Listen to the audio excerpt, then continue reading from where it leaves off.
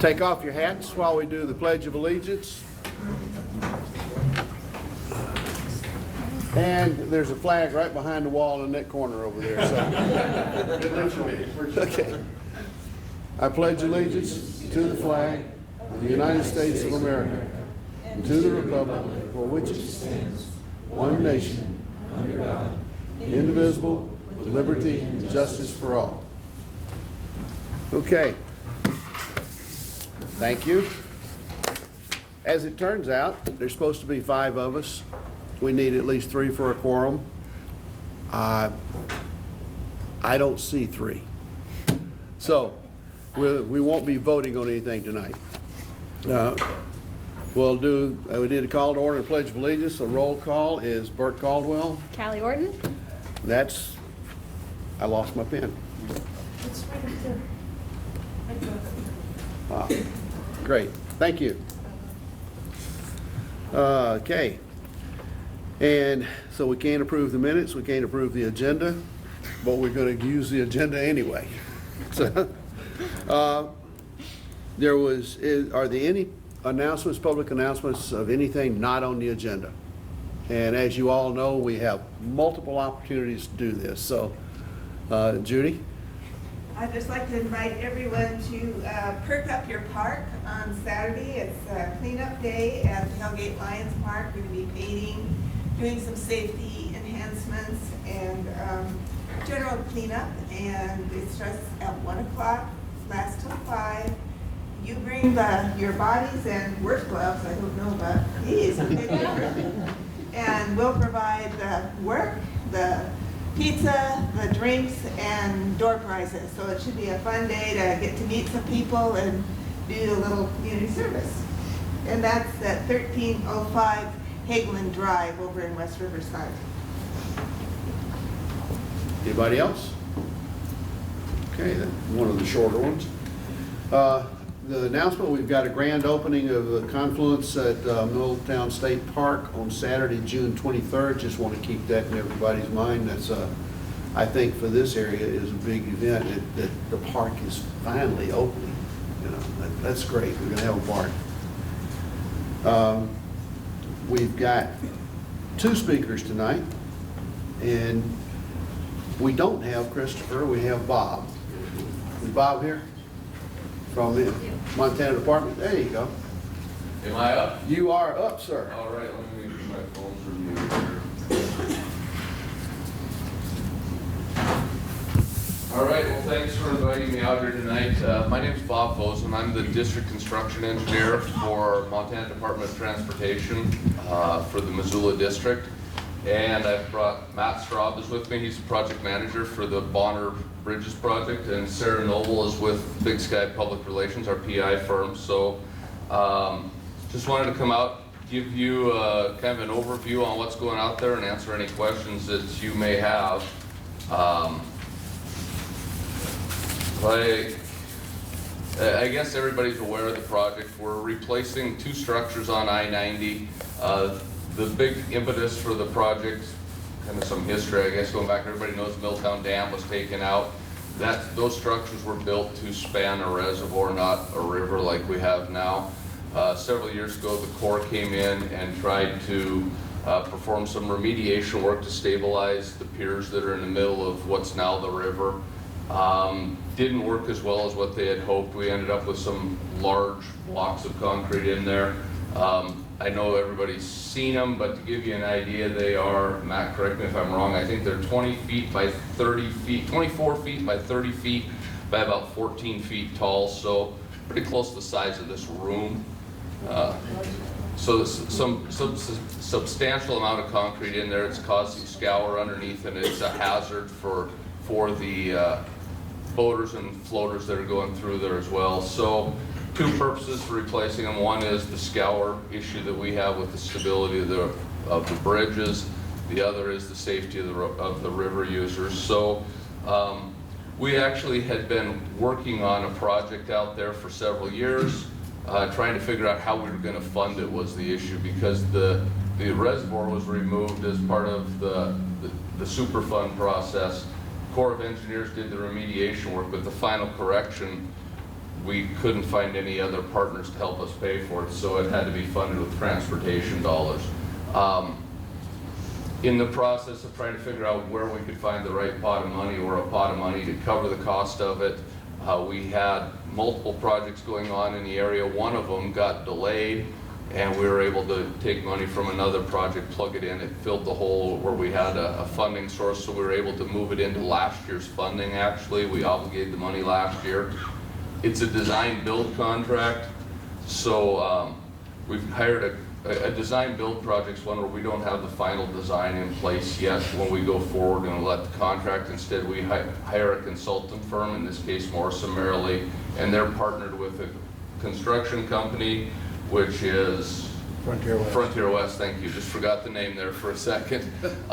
So they formed a team and are doing the design and the construction of the project. And through the winter, they worked on the design, and then that allowed us this spring to take off on construction.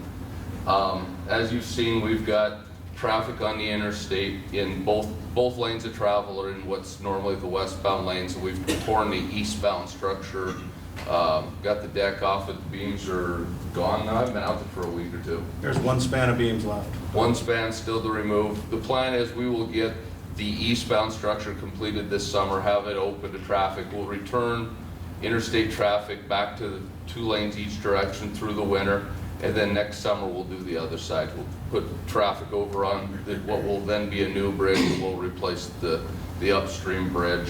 We'll get both bridges out before we take those chunks of concrete out from within the river. It has to do with timing. There's a lot of, well, that's a bull trout stream, so we've got timing restrictions on when we can work in the river and be in compliance with the regulations that accompany the bull trout, so we don't interfere with their spawning.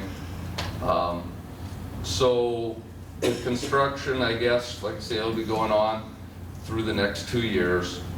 The impacts to the highway users should be pretty minimal. You're going to have to slow down a little bit as you go through there, but it's a short work zone. Next year will be the same thing through the winter. For safety purposes, we don't like to have the interstate crossed over. Sometimes we have to, but we try to avoid it. It's probably going to be more impactful for the floaters, the river users. We already had one period when we had the stream closed from the put-in just upstream here to the confluence. We're looking at another one in... It's still currently closed Oh, it is? due to an FWP decision on the safety of the river. That's what I was going to say, I forgot about that. The closure now, I did get an email. FWP just isn't comfortable with the river flowing like it is. From a construction standpoint, we could have opened it, but we do have a work platform in there that is, you have to go on one side, so with the river flowing like it is, that is a safety issue. We do have another planned closure late August, early September, and then open it for looks like we'll have a small window, be open for a week or two, and then we're going to have to close it again. That's to facilitate the construction. Just from a safety standpoint, we're working up there. We don't want to have any danger to people floating underneath there. Let's see what else do I have here. As part of the project, I think everybody's aware that is a Superfund site. There were some contaminated soils, or there are some contaminated soils. I don't know what the estimate is, but we will be testing any contaminated soils that we find are going to be properly disposed of, and the stuff that we leave in place will be capped, so it won't be an issue of being a safety hazard for the public. MDT's been working closely with the different resource agencies. We will be continuing to work closely with FWP about getting closure signs up. Last time we had closure in place, we had 2 big signs up here to put in place, as well as where you're supposed to sign in. We had a notice there. We still had somebody float through, get upset that it was this unsafe place to be, and Matt did a great job of responding to the gentleman and explaining that, you know, we were in compliance, we were doing everything correct, and please be cautious next time you float to make sure and check to see if the river's got a closure in place. We're doing that just for, like I say, strictly for a safety standpoint. We just can't risk having people under there when we're moving beams or, in this case, we were taking large chunks of concrete off the deck. So he was observant to see that we were removing concrete. He noticed that, but he missed the signs.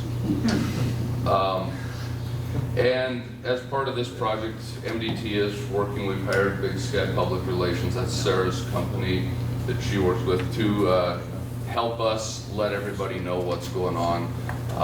We'll be sending out updates using email. There's a sign-up sheet. Is here? Did we get that out tonight? We definitely can. We can send it to everyone. So if you're interested in getting weekly updates, we send those on Friday regarding this project, and that way you can just kind of get a little view of what's going to happen in the weeks ahead. So we can send Okay. it out. What else do we have for, we have the text number on this one or not? We do, yeah, we do. We have a number that folks can text, and we'll just send alerts. Those are usually reserved for things like major closures, or if Matt says, you know, we need to get a message out to river users. And I can send all that information out to everybody who's signed in tonight. And I can also actually send around a sheet if you want to sign up right now. And the text is Bonner. You just text the word Bonner to 41411. And then we also have a website that has lots of information as well, and that'll be the weekly update. All right, and in addition to that, we will be having some radio ads, ads in the newspaper, social media. So we're trying to everybody knows we've got a tremendous amount of work going on in the Missoula Valley. There's about $95 million worth of construction in the greater Missoula area. So just with all that going on, we've really made a concerted effort to reach out to the public and keep people involved, figure out how we can share information with you. If anybody has any questions, reach out to there's also a hotline number. There is, it's 207-4844, and again, I can send all that information out to everybody that's here this evening. So just, we're trying to make sure that everybody can reach us, we can answer questions, we can answer concerns as much as possible. Social media is great for sharing information, but it's really easy to share false information. That keeps Sarah, Courtney, and the other gals, they're hopping, just trying to stay in front of some of the errant information that gets out there. It's, so we're really trying to be, in the past, MDT, we've got a lot of people, we do a great job of building roads and building bridges and maintaining things and plowing the snow, but we do a lousy job of telling people what we're doing and why we're doing it. So we're really trying to make a push to help out with that. In the past, we'd have comments that pop up on our Facebook page, and I'd look at them and I'd cringe and say, but man, I'm not sure that I'm the person to correct them or what the message needs to be. So we're really trying to get out in front of that. So Yeah, we welcome your comments and your thoughts. We get calls on the hotline that aren't a concern right now, but there's something that people want us to think about, and I think that we welcome all of that all the time. I'm just going to send a list around right now for the email update, and you can always unsubscribe if you are no longer interested. But if you do want the information, just give me your email address and I'll send that out to folks. And that's, I think, everything that I've got. So I guess I can answer questions if anybody has any, or I'll offer Matt the opportunity to ask your questions if I don't know the answers. So There's some interest in having a trail under one of the bridges to go from the west bank to the east bank, connect the two parts of the Bonner, the Milltown State Park. actually, I'll send around a couple renderings here. We are going to have a trail that connects the north side of the interstate, goes under both bridges, and connects to the south side.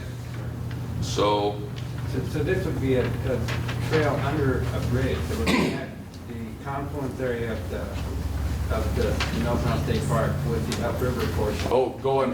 Now going upstream, because upstream at Clarkport, because that part right now has no public access. No public access? So we don't know how that possibility could be evaluated, if whether or not a trail could be built under one of the bridges as part of the project.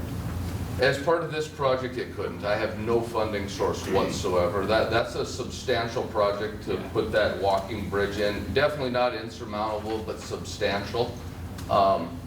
I would say with something like that, get with the county commissioners and FWP. Somebody's got to bring forward maybe a TA, a transportation alternative project.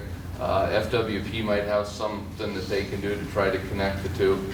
But from MDT, that's not a project that we will nominate. Yes. That type of a shared use path is what you're talking about. But if you get with the county or FWP, somebody brings that forward, we could look at doing it in that fashion. It's definitely something that we would be willing to entertain. But as the big thing right now is funding source, and shared use paths are a real hot button topic right now. So. Yeah, I guess part of my question would be whether or not, even though the path could not be built, whether there were certain modifications of the structure that would enable it to be more. We wouldn't want it right under the existing structures, because it's going to make it difficult for future maintenance. I mean, in that area, there's enough right of way out there that we could look at putting a new structure parallel to it. And when we get the guys in the snooper truck, I'm thinking, trying to reach down, get underneath there, you're getting too much stuff. You're making it more difficult in the future for maintenance and inspection. So basically a bridge under the bridge, either the westbound or eastbound I-90 bridge is not feasible. It's not, I don't see anything, it'd be better off to put it outside from a constructability standpoint. I mean, when you start working in close confines like that, it's harder, more expensive to do construction in the future. And I don't think that the pedestrian bridge, you wouldn't be able to use the existing, the new structure won't have a pier in the middle. It's going to span the stream completely. So yeah, and we're way too late in the game at this point to entertain a design modification of that level. I mean, we've already got beams ordered and stuff. So, Yeah. but it's definitely something that could be looked at in the future, I would say, somewhere on that south side of the interstate. Also, I'm not sure when we start talking about the interstate right away itself for things paralleling within the interstate, we have to talk to FHWA, and I'm not sure what their rules are on something like that. Probably not insurmountable, but definitely out of my wheelhouse. I'm the construction guy, not the design guy. Okay, thanks. Any other questions? About a mile and a half up the river, first gabion wall is built in an inside bend of the Yep, river. we did it, the one that we did about 6 years ago. Yep. Yep. It's seriously collapsing, breaking apart right in the middle of the Yeah, river. and For 100 yards continually. Yeah, and that's on our radar. Their maintenance and structures are monitoring that situation right now. With the river rolling like it is, it's not a whole lot we can do at the point it's at right now. Yeah. We're aware of the situation though, so, but thank you.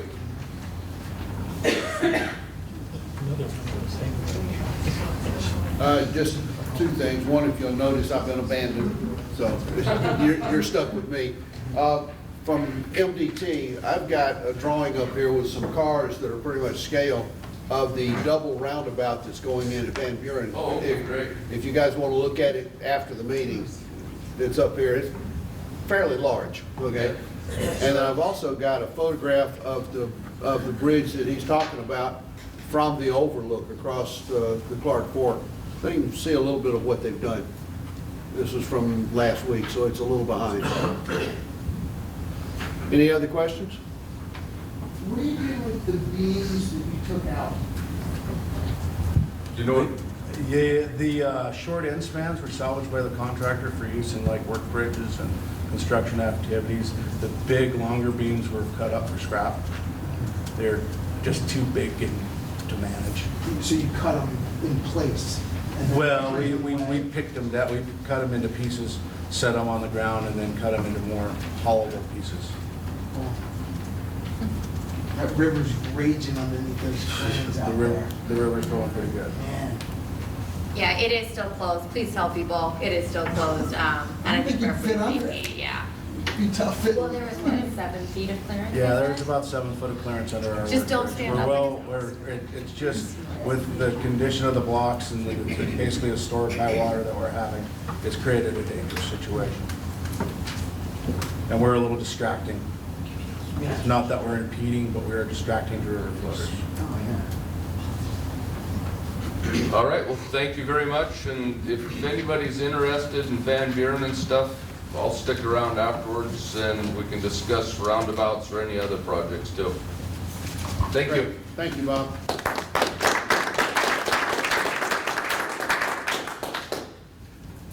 And now we have Mark Hayden from Missoula Electric Cooperative. Got a dog and pony show. That's right.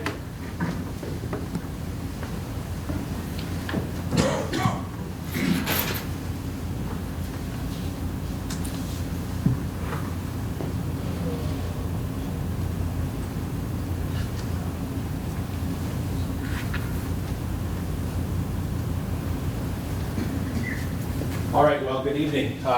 My name is Mark Hayden. I'm the general manager at Missoula Electric Cooperative, and we and thank you, Lee. I think you helped arrange this tonight. So Missoula Electric Cooperative. This is the first time I've been at the Bonner Milltown Community Council meeting, but we make it a habit of traveling around to various community council meetings: the West Valley, Sealy Lake, and the Swan Valley, and those we serve primarily most all the residents that come. Can I have a show of hands? How many Missoula Electric members do we have here tonight? So we have a few. Great. Thanks for being here. And we just want to give you an update, talk a little bit about what's happening at the co-op. So for those of you that are not Missoula Electric members, if you look in the trees right over there, there's a power line. That's about as close as we get to the community of Bonner.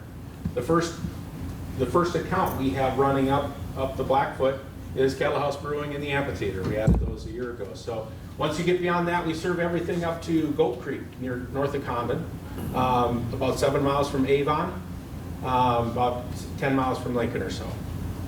If you go west, we serve to Superior, south into Idaho to the Powell Ranger Station, and east to Beavertail Hill. So gave you the gloves. We're not going to put you to work, but there's been a few events on our system the last few days where we sure could have used your help. But so I always like to start talking about what drives us, what motivates us at Missoula Electric Cooperative. So if our mission statement is our business is providing energy and our mission is serving our members. But what does serving our members mean, right? We can't be all things to all people. So we've used this little mnemonic to talk about what does service mean. Service to us is safety of our employees and safety of the public we serve. Our employees, of course, we have roughly 40 employees. I like to say they're the best in the business, and I truly believe that. Four of them report out of Sealy Lake, and the remainder here in Missoula. Reliability, keeping the lights on. We'll talk a little bit more about that tonight. Adding value in all the things that we do. We'll talk about that. Integrity, I won't talk about that because hopefully we demonstrate it every day in the way we operate our business. And our commitment to community and efficiency and how we use our members' dollars, because that's the way we look at it. It's not our money that we're managing. It's our members' money because they own the co-op. So these are the 7 values that all the members should hold me and everyone else accountable to at Missoula Electric Co-op. So let's look at the numbers. I mentioned where we serve, but 15,000 meters. It takes 2,000 miles of line or so to cover that. Those 15,000 meters, we have 12,000 members, so many of them have more than 1 meter. We're democratically elected, democratically governed by a 7-member board that's elected from the members. Chuck Drinville out of Clinton. We have Ray Cebulski in Sealy Lake. We have Dina Hooker in Ovando. Susan Train in Florence. Pete Simonich near Evero Hill. Tom Alsacker in Frenchtown, and I think I got them all, if I remember correctly. So that's sprawling service territory. We've already talked about that. And one of the most important, benefits that Missoula Electric has is that we are all requirements customers of Bonneville Power. So our members, when you go to bed at night, 95% of your power that you consume is carbon free each and every day, 20 or 365 days a year. And that's pretty incredible in a nation where states are struggling to meet, carbon emission standards, day in, day out, 95%. So we're pretty lucky to have that. So let's look back. 2017-18 has been a year of extremes, not just for Missoula Electric Cooperative, for Western Montana, quite frankly. It started with fires. Let's back up. Even before the fires, we had the coldest January we've ever had. We recorded record demand on our system. Fast forward to summer, we had fires. In the fall, winter, we had a storm in Sealy Lake, the likes of which we haven't seen since the mid-90s, quite frankly. People were without lights, trees. You drive up the Swan, any of you that have driven up the Swan, it's amazing the number of trees that have fallen down up the Swan Valley. And now the floods. We've been relatively, minor impact to our system. We have some cable exposed up Kramer Creek. We have the power off up at the head end of Kramer Creek right now. That's about the only thing affecting here. We did have guys working up Rock Creek and Schwartz Creek today. Petty Creek over the weekend washed out, but all in all, not too bad a shape. I've already talked about the Bonneville all requirements customer. I put it up again because we have that contract in place through 2028. There is tremendous pressure on Bonneville for various and assorted reasons that keep our price going up. Every 2 years we've been seeing price increases. We're worried a bit about their competitive ability to stay competitive until post-2028. So back when we signed this contract in 2011, we couldn't shop around. We couldn't buy a piece here and a piece there. All requirements contract. If that's the option for us in 2028 and they're no longer competitive, we're going to have to consider our options. Because the fish pressures, salmon related, we call it fish and wildlife mitigation, they continue to rise. A judge recently ordered that they spill a bunch of water over the dams. Our members are having to pay surcharges on top of what we're already being charged for power. So, it's death by 1,000 cuts, if you will. None of them are hammering us to the point where our power is not affordable. But slowly it becomes more and more of a burden. Our rates today, if you can believe it, are actually 30 or 40% higher than market. Bonneville's still the best deal in the country, but rates today, that's because markets have flipped and market prices are so low today. So we need to monitor that. Turtle AMR change out. So our old system was called the Turtle. It was called that because it was very, very slow. It reports your meter readings over the power lines and we collect it back at the substation to generate a monthly bill to help us manage power outages. We're installing what's called TWACS, the same technology delivered over the power lines, but it's much faster. The technology is supported. The Turtle technology, the manufacturer quit supporting that. So that's been a massive project for us. It's going to wrap up here shortly. 2016 and 17, vegetation management. We cut every bit of line between Bonner and our Tura feed, where we come from Clinton. And then the year before that, we cut everything up to the Roundup Bridge off this Bonner. And that's the entire Bonner sub we call that. So power should be fairly reliable. And the SMART program, our System Maintenance and Reliability Task Force, that's something we started about 5 years ago. And we're going cabinet to cabinet, pole to pole. Everything's getting tested. Everything's getting wildlife protection. That's pretty, extreme when we've gone to the point of burp-proofing every pole. But, it has saved us, not to mention the wildlife, but it's saved our members a lot of blinks and nuisance outages. But as it was proven in this past winter in Sealy Lake, when Mother Nature wants to hammer us, it's still going to happen. But it's that nuisance stuff that we want to control. This summer, the Frenchtown Frontage Road, if you've driven out there, we've got about 13 or 14 miles of line we're having to relocate. We're well into that right now. But road projects, they're chomping at the bit to get us out of the way so they can get done, and I think we're going to stay ahead of them.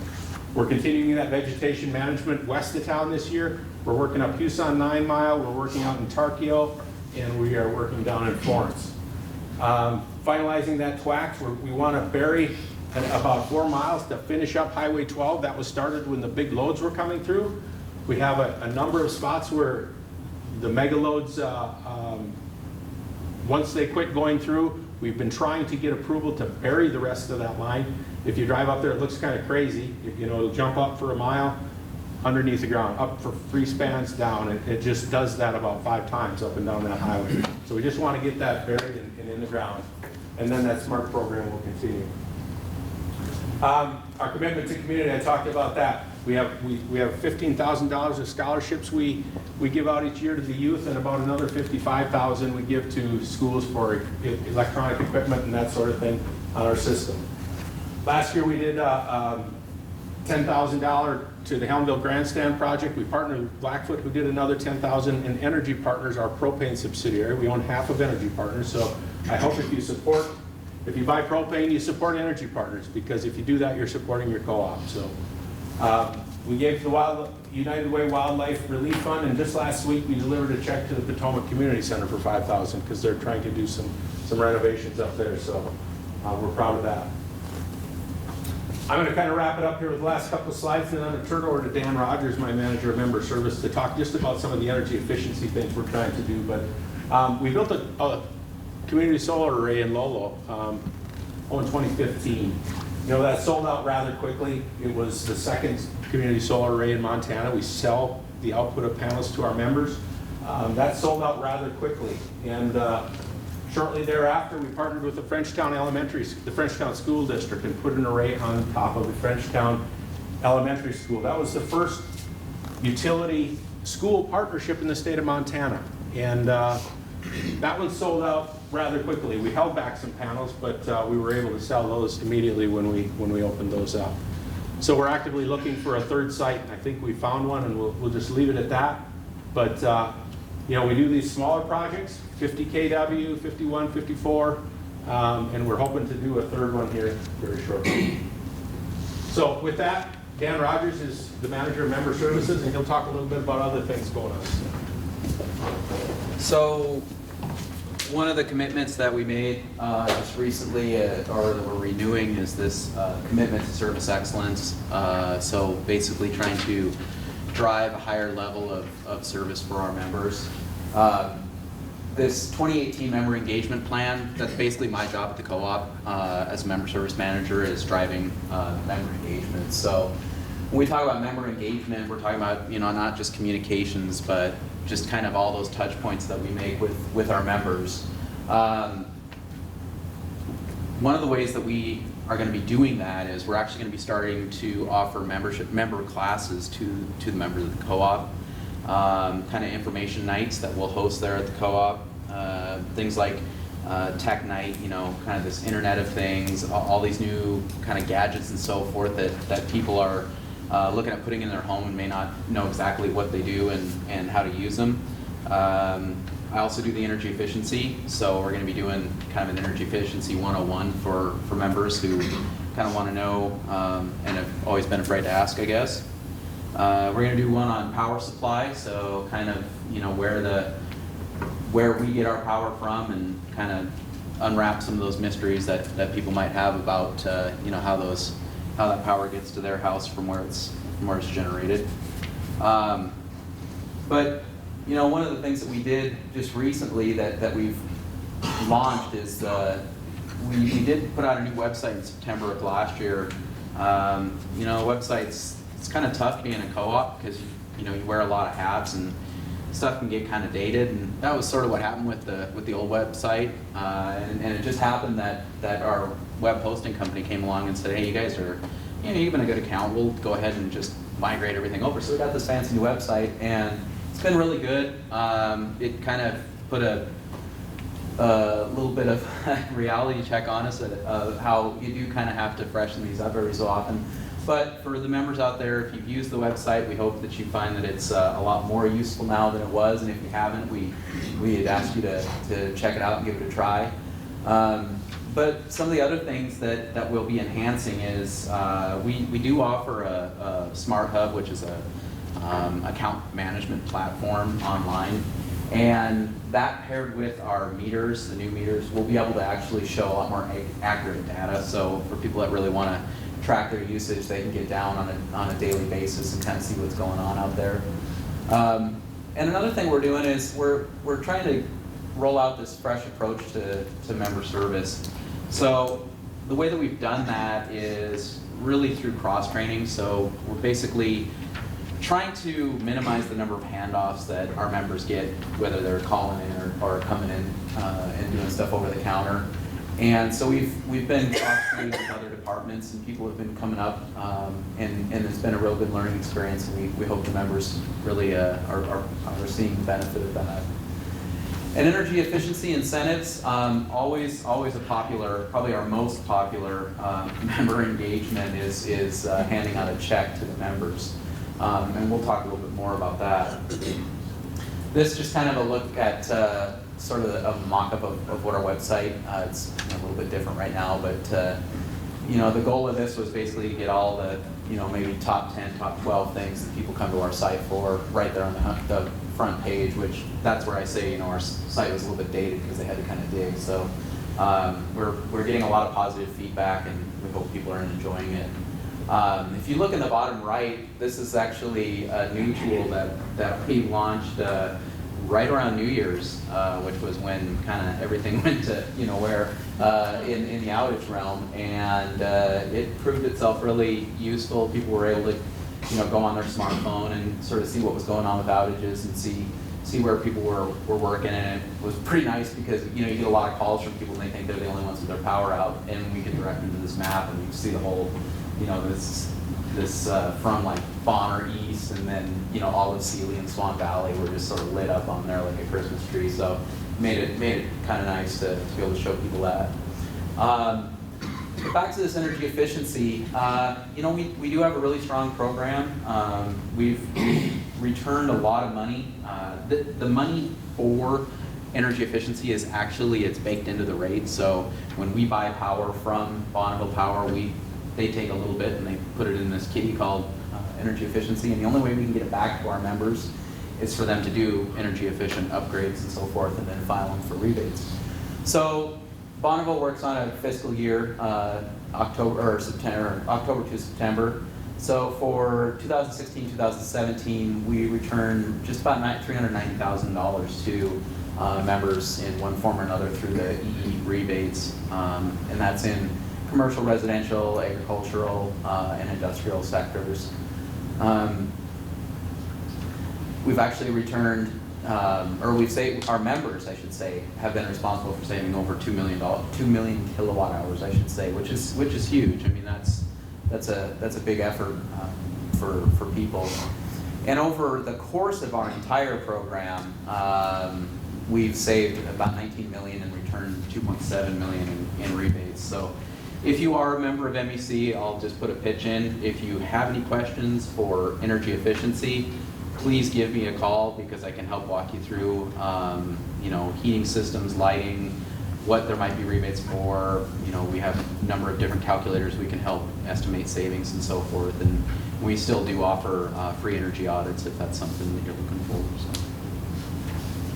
So that's all I've got. All right, well, that's our presentation. Thanks for allowing us to come tonight. Are there any questions? Anybody have any questions before? Yeah. Is the power outage on the website, is that a live feed? So Yeah, it's probably within like, maybe there's like a 2-minute delay, but it's darn near live.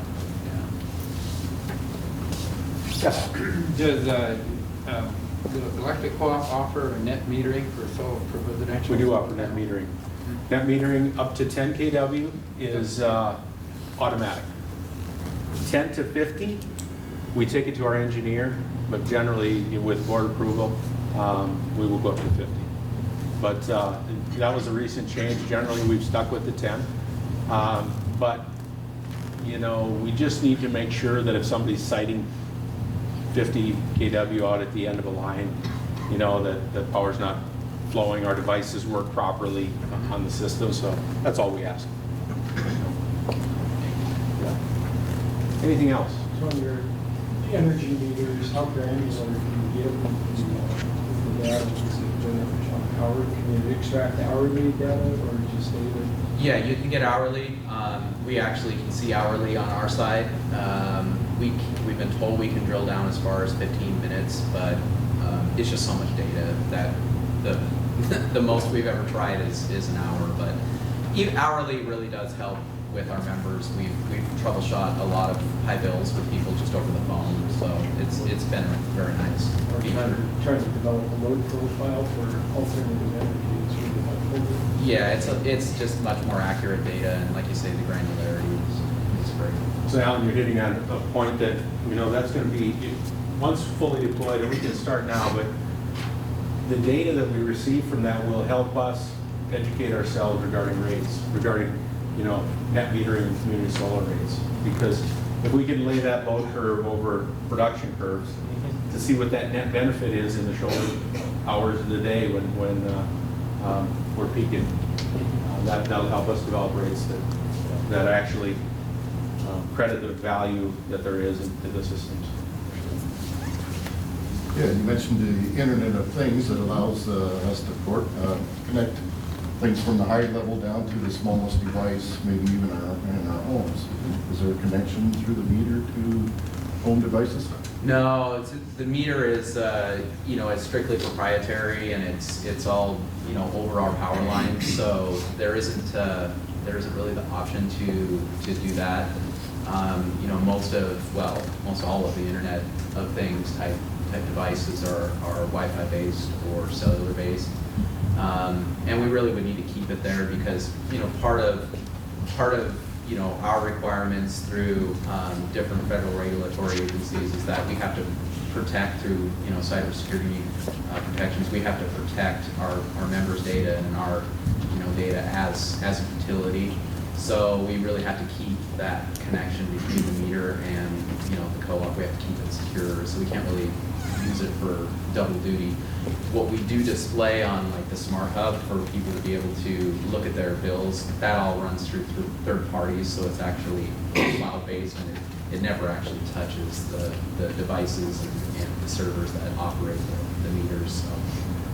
And we have no intention. So when we studied these devices, we have no intention of ever using our system to communicate with a home area number. So we want meter usage data and demand data. And that's one of the big concerns is what kind of data is flowing back and forth from these metering devices. Ours is power line carrier, and it's absolutely only usage and demand and probably voltage, so our engineers know what the voltage levels are doing out on the system. But that's one of the big, are these systems smart meters? That's what a lot of people are, smart meters, and they think it's connecting to their fridge and their microwave or whatever. The one thing we can offer our members is in-home display so they can see what their meter is doing. I don't know if that will. But that comes from the cloud back through the. No, I think it just talks through actually I know, it plugs into a socket in your house and it goes through the wire in your house back to your meter, the other direction. So it stays on, there's no wireless technology involved at all. Yeah. So. Anything else? Yeah. How about power factor correction? Is that a concern for you anymore for large industrial motors, loads, or that kind of thing? Of course, it's always a concern. We have one large industrial. And what's ironic, and I'm not an electrical engineer, I'm a CPA, but because of where our largest industrial customer is located, they create lagging or whatever, large industrial, and I might have this wrong. But we have so much underground cable that it creates leading and it negates itself. And Alan could talk all about that all night probably, but I don't. Am I kind of explaining it generally? The underground line has capacitance, and the motor creates inductance, Yes. and they cancel themselves out. He's talking in the proper terms. So it cancels itself out, so it's not been an issue. And we are not billed from our power supplier based upon any power factor penalties as of now. If we are, we'll have to reevaluate that. Good deal. All right. So Thank thank you all very Mark much. and Dan. Appreciate it.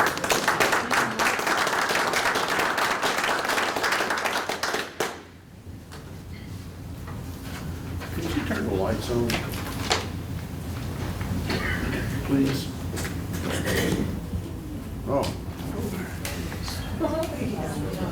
There goes the early nap, anyway. Thank you, Bert, we appreciate it. Thanks a lot, Mark. Appreciate it. Appreciate you coming.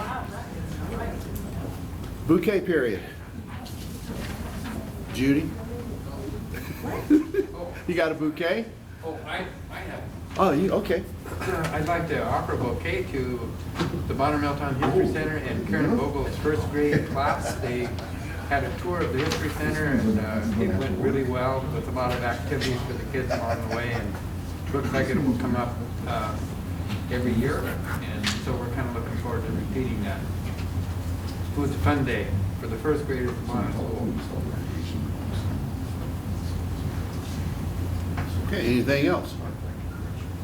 No. So the next thing is public comment. Any additional public comments? Yes, Lee? Do you want comment about what we've already talked about, or can it be new business, or what is? It's open, except anything further down on the agenda. Okay, I'm sure this isn't further down on the Okay. agenda.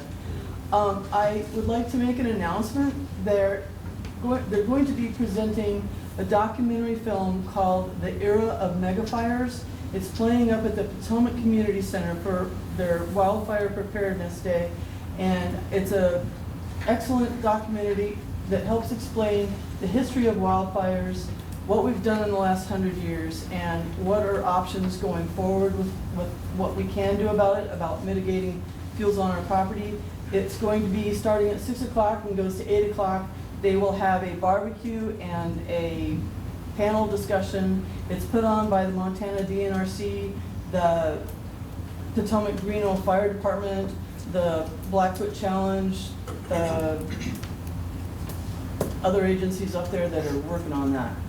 I wish I had brought the handbill with me. I forgot to do that.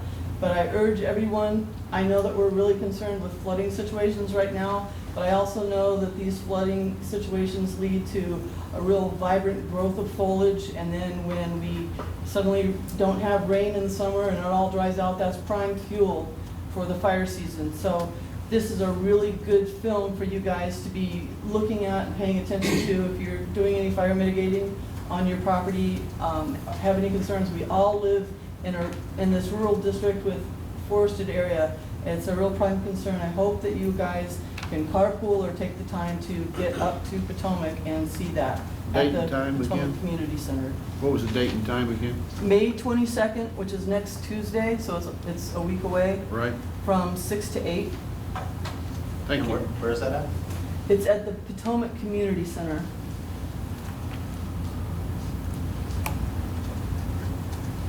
Anything else? On communications, we had another letter from Keith Kaprovica wanting us to have a forum of candidates. And I think it's a little late to get all the candidates that we would like to have together, and don't think it's going to be time for us to do it. So that was, just want to let you know, Keith was wanting that. Okay? Treasurer's report, we got $1,144.17. And that moves us into, and no action items. So that moves us into the discussion items. First one is your favorite, Steve. Everybody else, they clapped when we got done, so I'm expecting the same thing. Just before I talk about the fans and the noise a little bit, let me just talk a little bit about what's going on next door, a couple things. One, you notice that the log yard's empty and everybody's, I've been on vacation, I drove back in and I thought, my God, they're closing down. It's not the case at all. They're very excited about the future. They just got caught in a couple of things, but one of the things was a longer spring breakup than they were used to and more demand. And that's a good thing. And so they will fill the log yard up. I think things are going well, and they've got really good future kinds of plans, and they're excited about it. Some things you'll notice probably in the next 2 or 3 months, but right across the street here, we're going to be putting up a building, a steel building, about 28,000 square feet. We're looking for tenants, so anybody that's interested. But we're starting to need a little bit more inventory, and it's going to be a nice looking building, and we're excited about that. You'll start to see some metal siding going on in the old plywood building. That's going to start probably 1st of July.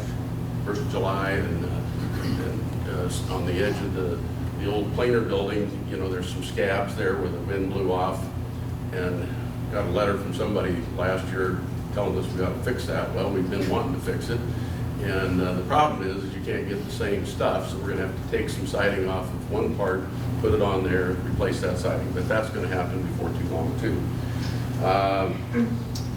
You probably noticed that a lot of gravel trucks from the bridge over here that work back and forth into the mill, and we're working with those folks. We had a pond, it was a retention pond that's no longer needed over by Kettle House.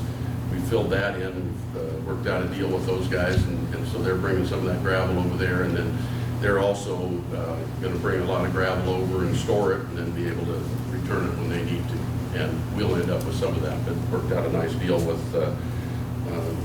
Missouri Valley Contractors. And we're going to be putting on a couple, finish the plywood building. If you look at this side of it, where Alcom is, that roof's got some stripes, but we're going to finish that off, and then we'll also put a new roof on the sorter building. So then our portion will pretty much have all the roofs on our stuff. So talk a little bit about noise, and I'm kind of excited, and well, hopefully you guys will be too. But we finally have been able to confirm our hopes that these fan blades would do some good. Now, you haven't noticed any difference, but Alcon, or not Alcon, but Project Spokane, they got the 20 fan blades on the roof installed.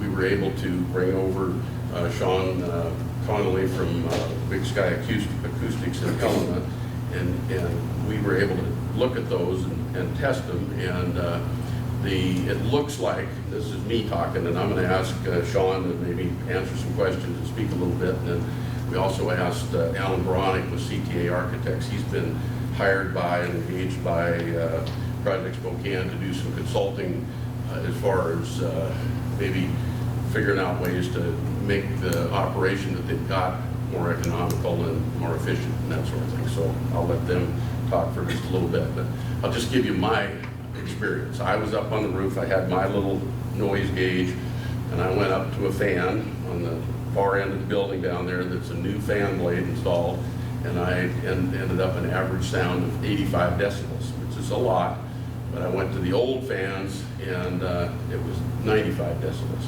So there's a major, that's what we were hoping, is that if we could get a 10 decibel reading, which I think we told you before is about a reduction of half in the sound that you hear, and somebody else can confirm that or not confirm it. And so Sean came over, I was with him when we did those tests, and then that night he went out and retested every place, the 5 locations that we had last year, and then he did 2 more, one just around the corner right here by Piltsville, just before you get there, just around the corner, and then I think over by your place. Aren't you the lady that lives across the river over there? No? Yeah. No. But anyway, you are. Oh, by your arrows? But anyway, oh, you guys are. Okay, but anyway, across the river over there, we tested those. And yeah, you got noise for sure. And so we're hoping, now we've got a baseline for that. And then what we plan to do is, after this meeting, we'll go next week, or I guess it's about a week and a half, but on April 23rd, and I'm going to remind you before we leave here, there's a meeting of the Tax Increment Board, the TIF Board, downtown. That'll be on the 23rd, and I would urge you all that have any concern about this to go to the TIF Board and tell them that this is an important thing that they ought to spend their money on. Yes, sir. Just so there's no confusion, it's not April 23rd, it's June 23rd. No, it's May 23rd. It's not April or June, it's May. We're all wrong. Okay. But anyway, it's Wednesday, and I'll remind you before you leave, but it's Wednesday, the 23rd of May, and it's in the old courthouse, the big courthouse. You right across from where the buses come, you walk in the door and you take an immediate right, and that's where you go. And the TIF, we think there's a reasonable opportunity. We think it's of public interest. We think we have, a really good argument. And And we think that the TIF ought to put some money forward to be able to buy these fans and install them, these fan blades, and install them, and we're hoping that you'll support that. Just as a reminder, these folks, Project Spokane, have not done anything wrong. We get it though, we know that the noise, and they want to take care of it. But we think it's an important time, that TIF money is there for the public good. And it's our tax dollars, it's their tax dollars that we put in the TIF. So we're hoping that we can get enough support that we can convince them that it's a good idea to spend a couple $100,000. I don't know the exact number yet, but somewhere in there to be able to get this done. So that's kind of the hope. Alan, and I know at CTA is working on some efficiencies and things like that for the building that's there. And you know, maybe there's some good things that can come from that, and I think that they probably will. So any questions or comments? But I'm going to let either Alan or Sean, you guys want to say a couple words? Probably I'm just talking because I'm the guy. These guys are the experts. So I'd like for maybe Sean to say a few words, and then please ask some questions. Okay. Sure. You're doing that because I'm standing up. that, didn't I? No, that's, That was for Sean. Okay.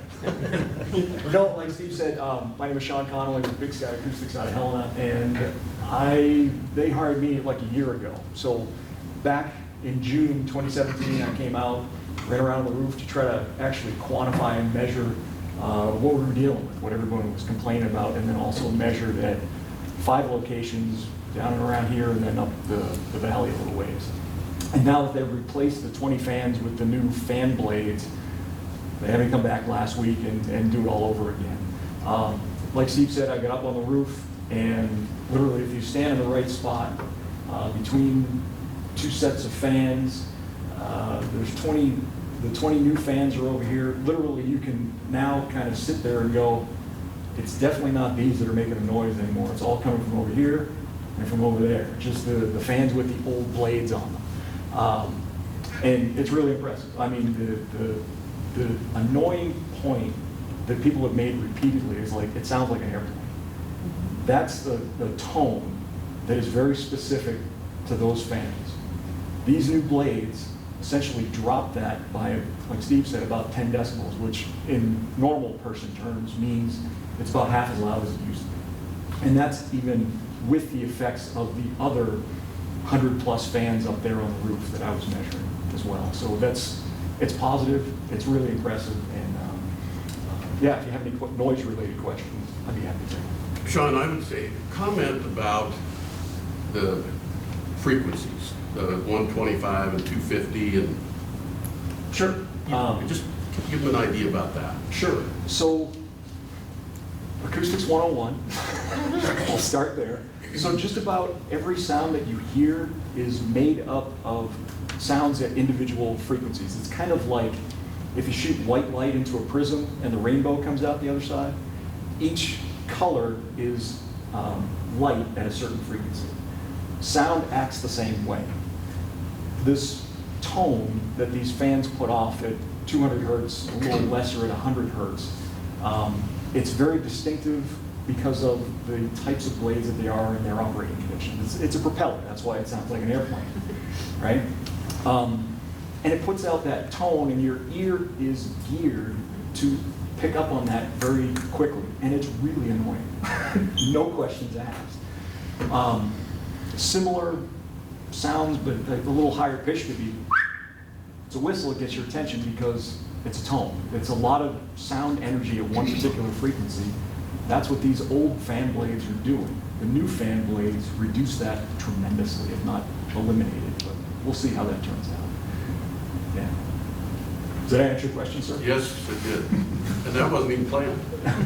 the fan blade speed, the speed of the fan is slower also on the new ones, is it not? Correct. It's an entirely different design. Yeah. So instead of just like a flat rectangular blade that just kind of chops through the air, these things actually have like a curve to them. There's more of them, more blades as part of the fan, so they can turn slower, but move the same amount of air.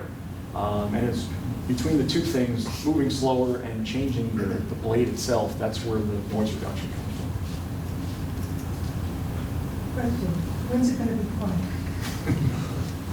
Well, I don't know that it's ever going to be totally quiet, and I wouldn't promise you that. But I think it'll be, I'm hoping it'll be bearable, and it'll be so that it's not annoying. And it wasn't before when Stinson was here and when Champion was here. It wasn't quiet then, but I really think we can make a major difference. That's what I'm hoping for.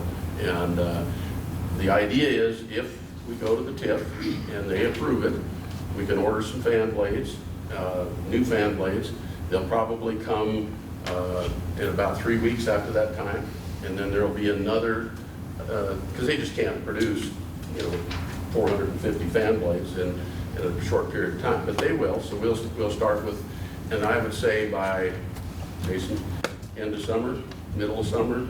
Well, I mean, we could do the this. bottom line is if the TIF approves it and that moves forward, we will place the order right away. And they can produce all the fans at once, but the lead time is going to be longer to get them. So we would rather start with a smaller batch so we can start working on them, and then they'll send us batches as we're working. And if you're not lucky enough to get it approved, then what happens? Do you buy them anyway? I what? Do you buy them anyway? Or do we have to? No, let's see if we can get it approved. You know what I do before I go to bed at night? I put blankets up over all the windows, put earplugs in, and even still then sometimes I have to go downstairs and sleep on the floor or something to get away with it. Last night was one of the worst nights ever. It made me think I can't go through with this another day, let alone a whole summer. And then what about air? What about, that's what blankets over all the windows and stuff. At some point, we're going to want to open a window this summer. So that's not a good enough answer for me, I'm sorry. And you compare it to Stimson, they made lumber. What do you do? Well, I'll tell you what we good. do. We've got about 400 jobs over there, okay? I'm talking about. No, I'm saying, what do we do? What do I do as the owner of the mill? We've created about 400 jobs there, somewhere between 12 and 15 million dollars a year in wages that are paid out through all the people that are working there. And we are working this problem. And there's no automatics, there's no immediates, there's no rules about it. Turn them off until you get the right fans. But you can't. You're more important. You're making more money. It's more important than us sleeping at night. Well, you've ruined the community. Okay. I hope you're You've done a proud. lot of good stuff too, Steve. You have. No, that's fine. I get it. But That's this fine. is not one of them. No, it's not. Everything else is wonderful. And we're This working is at it. not. And we're working on it. And I think we've. So turn it off until you can get it resolved, so you're not punishing everybody who lives here. You can't ask somebody that has done nothing wrong to shut the thing off. They haven't done anything wrong. Project Spokane hasn't done anything wrong. Huh? They've ruined the neighborhood.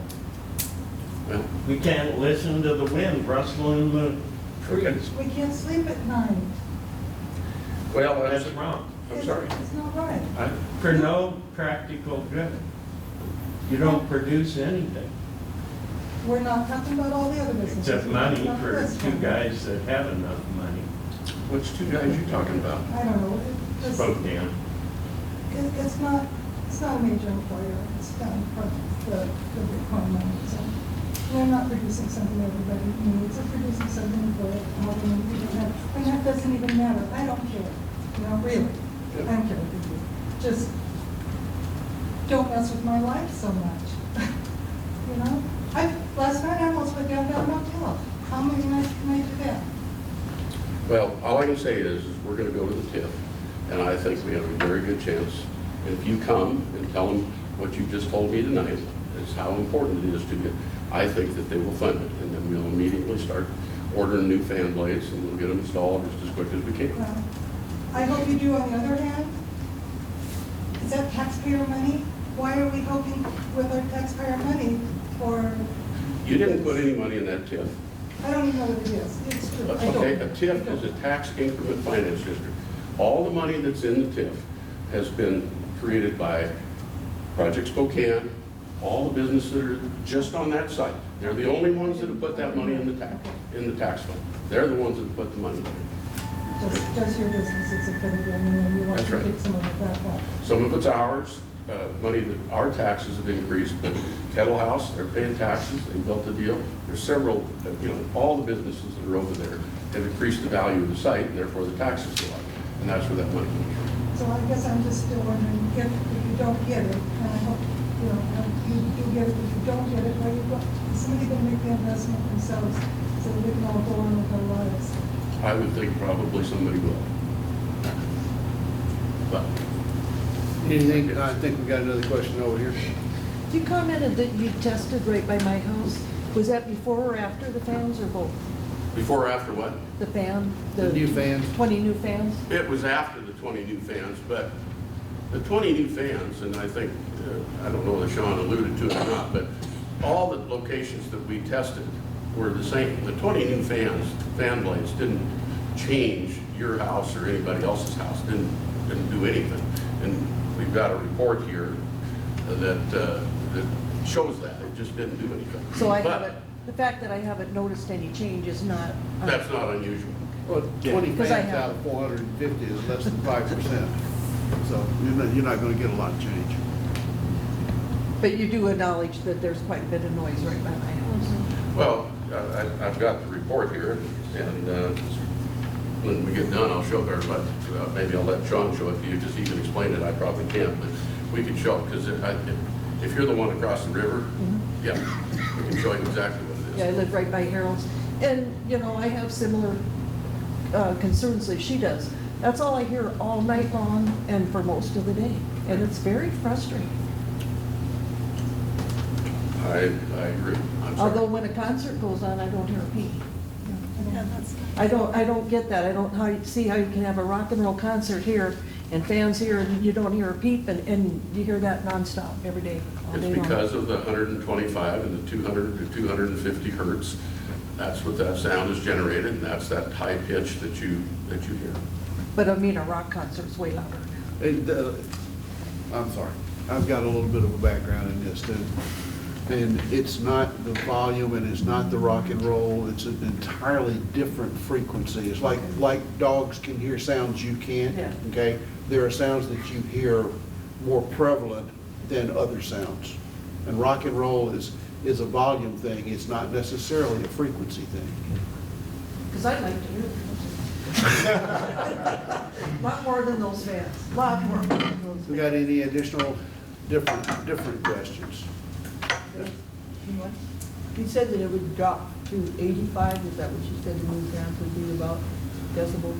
No, that's what Steve was measuring, was running around the roof. Just by phone. What he's saying is that I think this is right, correct me if I'm wrong, but the decibel level should be about 10 decibels less than it is today, which is about, to the normal hearing, as I understand it, would mean you would hear about half what you hear now. So the 95 you said was annoying, but are you meaning that the 85 won't be that annoying then? Is that what you're saying too? No, it's the propellers making this tone at a particular frequency. That's what you're picking up on. I guess another way to put it is, when I was out here last week measuring between midnight and 3 in the morning out and around, a couple of those spots were right next to Blackfoot and across the river at Clark Fort. Obviously high water, you can hear it, and it's like the dominant noise source, but it's at the mid and high frequencies, but that tone is over here. So you can still hear it. And that's what you're picking up on the most. And like I said, that's the most annoying part of the sound that these fans make. So it's that tone that we're getting rid of. Right, so That's you gonna have be the reduced. 85, So- you won't have the tone that goes with it. Right. So what he's talking about is just if you took all the frequencies of everything that you are hearing at that particular moment, sum it all up, you get either 95 with the old fans or 85 with the newer fans. And that's up on the roof where, we're standing right in between and right on the edge of all the fans, right on the roof. So that's not at your house. It's not 85 or 95 decibels at your house. I promise you that. Yeah, the decibel level that is the important thing, I don't think. Correct, yeah, it's the tone and the fact that we're reducing the tone significantly. So does that mean the frequency on the new fan blades is at a different frequency? Correct. Okay. Yeah, and that goes back to the spinning slower, Swapping them, the yeah. different fan blade design, all that plays into that. Makes it less, Right. for lack of a better term, visible to the ear. Yep. But you're not changing the motor out, you're just changing the blades on it, right? Correct. Is that right? Yeah. So the motor still spins at the same speed? No. The motor does. The motor does, but they're getting new shifts as well. So the actual RPM is going to be lower compared to The RPM of the fan blade is going to be less. the motor runs constant. So are they on a variable frequency? Belt driven, right? Yeah. So one pole is larger than the other, you can change that ratio. Okay. A couple of times from over there, I heard the noise sound a little different. Were those running then some of the time? What it was almost like, more like a swarm of bees Okay. than a bit. Is that more what it's going to sound like? It was more swarmy, I don't like the better word, more like a swarm sound So where do you live? across the way on Dietrich. Oh, dear, okay. Because they only replaced 20 fans so far out of 140, it wasn't the fans anymore. Just something in the air, the water. It's something mixed else, with it or yeah, and something. the other part with that kind of distance between your place and here and any place else, you know, we measured like a mile or a mile and a half up the valley and over on the riverside and that sort of thing. The one thing that really kind of drove us to replace the fan, to replace and deal with the noise source itself, is because the atmosphere, which way the wind is blowing, whether a temperature inversion sets up at night, you know, all that sort of stuff, it all plays into what you hear from anything that's further away. It's why the train and the highway might seem more loud at night when those sorts of things are happening, or it might disappear at all. I was here at this meeting in February, and a woman came up to me afterwards that lives up the valley near one of our measurement spots and said, you know, I took the dogs for a walk at 6 o'clock before I came down here, and it was driving me nuts, but at 6:10, I couldn't hear a thing. That doesn't have anything to do with the fans. They're running all the time at a constant speed. That's more this atmospheric condition, so it could change dramatically one way or the other. It's been worse since the weather's gotten better. Yeah, I believe it. I believe it. When you need to open the window. Yeah. Yeah, I have a couple questions. I can't remember exactly which month it was last year when we all really first started this discussion. But we were talking about TIP funds then, but didn't talk about it being used to replace the fans. And I think there was something else on the agenda. So what I'm really asking is, have you changed that to do the fans to help the community out instead of what you were originally thinking of using the funds for? No. So was it always, when you talked about, I think it was last, probably a year ago, about TIP funds, before we really started getting quite angry about the noise, I don't remember hearing using the TIP funds specifically for changing out the fans. So in other words, what I'm almost saying is, you kind of put the noise first before what we thought we heard that you were going to use the money for? No, I don't remember specifically. I remember the whole issue came up, and I think we hired Sean in June of last year.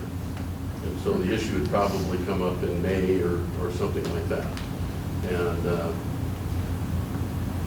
I don't know that I don't recall even knowing or thinking about the TIF being, but if you're implying that because the heat got turned up as far as the noise, we decided to go to the TIF, I don't think that's accurate.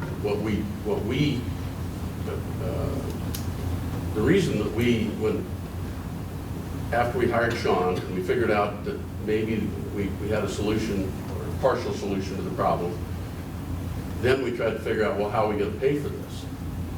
And then's when we started talking about the TIF. And we went to them in October, I think it was, and presented to them, not for a decision, but as a possibility. And they indicated that they would be, that might be something that they could do. And the second question I had was, the new ones, when you plan on putting in more servers, will they have this new cooling system to begin with? It'll be a completely different design than what was initially put in. So That's part of why we have Alan here, is because we've been working with Alan. So when you do put those in, there will be no increase in the sound that we are actually hearing for the line or what engine or whatever they want to call it. There shouldn't be. I mean, that's the whole goal. That's why we're, incorporating him right off the bat. The design will be completely different. In this building, the servers are out in this wide open big box, and the heat just goes everywhere. And the new design will have the heat more contained in hot aisle, cold aisle data center configuration. Therefore, it'll take a lot less fan power to extract the heat out of the zone versus just dumping the heat in this big volume of space.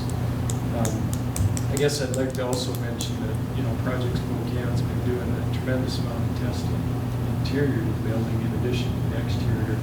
They hired a testing company out of Billings to go through and measure all the airflows and look at all the fans, just to make sure that they're not evacuating too much air or trying to push too much air out, just making sure it's the right amount of air. They've done smoke bomb tests. They've let off canisters of smoke to see where the air flows, to make sure it's flowing in the right direction, not just going everywhere. They've had the state energy office with DEQ, David Lemieux, out to look at the technologies available to cool the large data centers.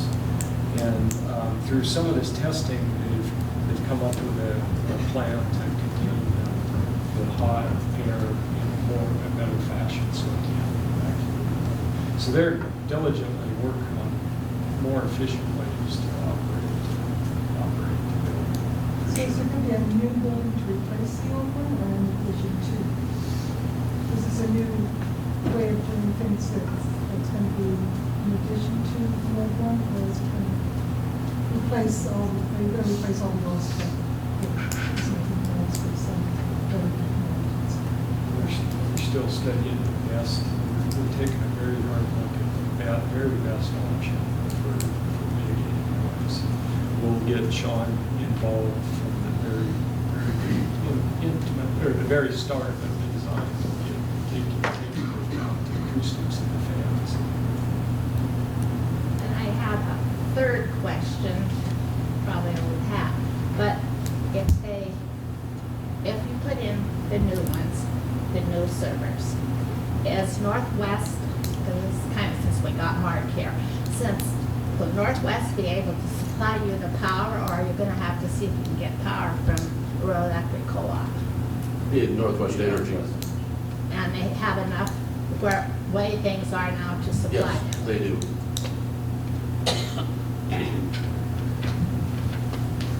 I just wanted to make a quick comment on the product that they make. That product is pretty important to several of my friends, and it's drastically changed my life. And it's my hope that it'll change everybody's life from this room. Yeah. It's a difficult product to understand, the whole blockchain and cryptocurrency. Bruce, which one are you talking about, blockchain or the Bitcoin? There's two different things. Well, the blockchain, decentralization concepts that this blockchain is providing, not only for financial worlds, but how we handle business contracts, how we handle everything in our lives. It essentially will help get rid of the What about middleman. energy conservation? We're running on turning off light bulbs. You're burning enough energy to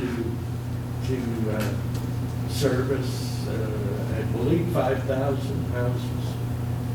That is one of the downfalls with the cryptocurrency, is the amount of energy, but I see it becoming more and more efficient as any technology when it's first introduced is not as efficient as it can be. much time goes on, this process is a little bit more efficient. What is it doing to change our lives? Like we're saying, what's the? Share some of that with us. Well, I have no connection with everybody else that's been speaking here. Yeah. This is on my personal level, but yeah, I'm a fond believer of how cryptocurrencies are going to change every aspect of our lives. And only a small portion of people understand and comprehend it yet.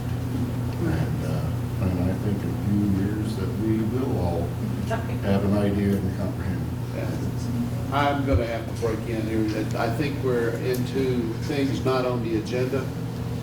Okay, and we want to have that discussion. You guys are welcome to stick around later and have it.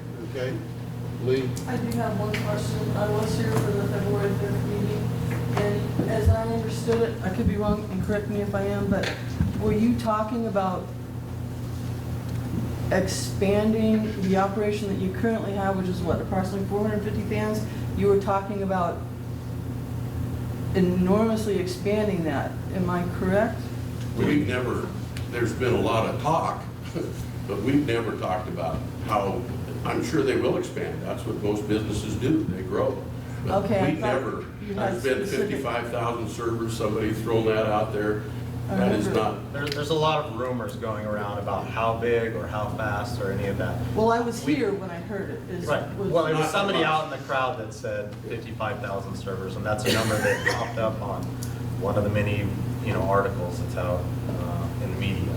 Okay, I was just wondering. That we don't have a set number in mind for that. Okay, I was just wondering if you were going to resolve the problem you're currently having before you sought to expand any further.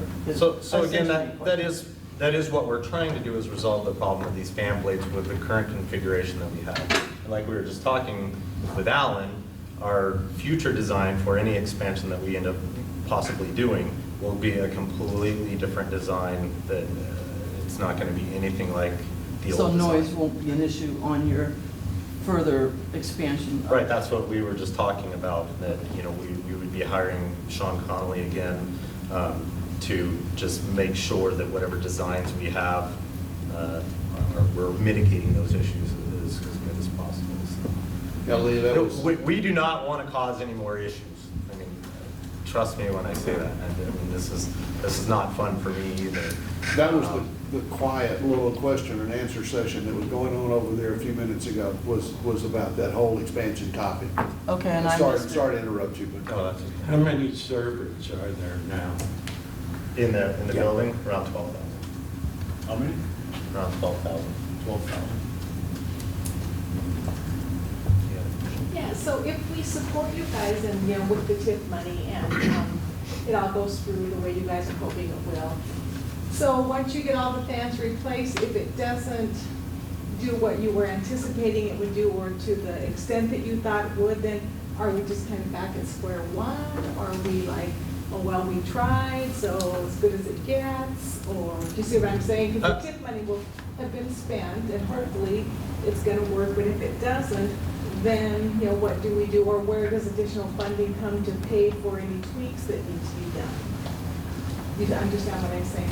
Yeah, to a degree. And the best that I can say, the best way that I can answer that, just knowing what we know right now, is that we're incorporating CTA engineers for any future design. And it may turn into something, I can't say for sure, but if that didn't work, then we could look at incorporating this new design.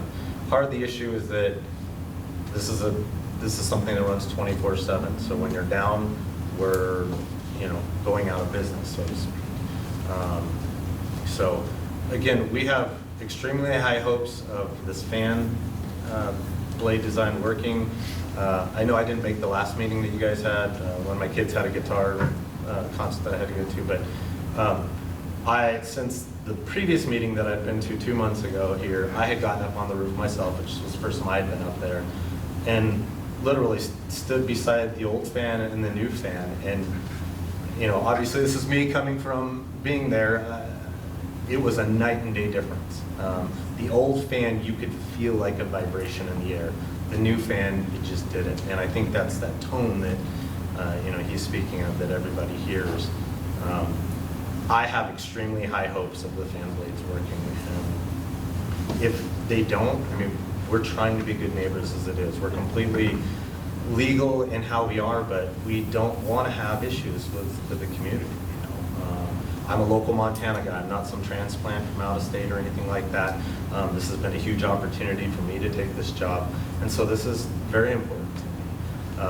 I'm also not an engineer or a sound guy or any of that, so I'm trying my best to incorporate the information that I'm getting and hiring the correct people to try to